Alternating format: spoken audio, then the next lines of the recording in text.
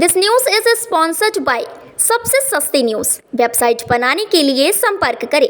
हमारा नंबर है 7800317777। ऐतिहासिक स्थल उपेक्षा का शिकार सरगुजा संभाग के पूर्वी हिस्से में स्थित जशपुर जिले के सन्ना तहसील के अंतर्गत 5 क्षेत्र में ग्राम पंचायत पंडरापाठ से सटा हुआ ऐतिहासिक पर्यटन स्थल इब नदी के उद्गम स्थल एवं रानी झूला शासन प्रशासन की उपेक्षा का शिकार है।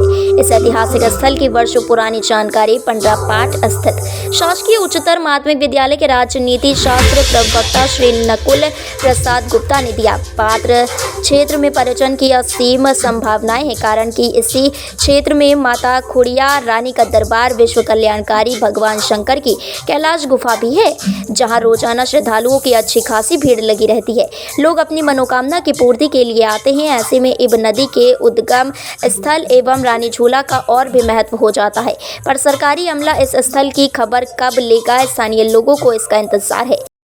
ये जो रानी झूला है ये बहुत ही पुरानी परंपरा है।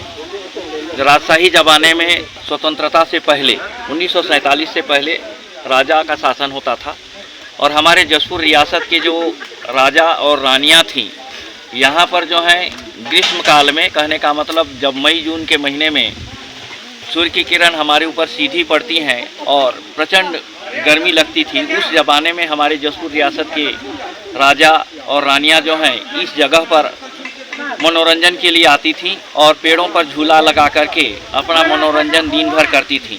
और उन्हीं के इस क्रियाकलाप के कारण इस जगह का नाम जो है रानी झूला पड़ा। दूसरी बात यह है कि हमारे जो जशपुर ज़िले की जीवनदायिनी नदी ईब नदी है, यहाँ 5 पहाड़ हैं। पूरब की ओर ये एक पहाड़ है, ये पहाड़ हैं, ये पहाड़ हैं, ये पहाड़ हैं और ये पहाड़ हैं।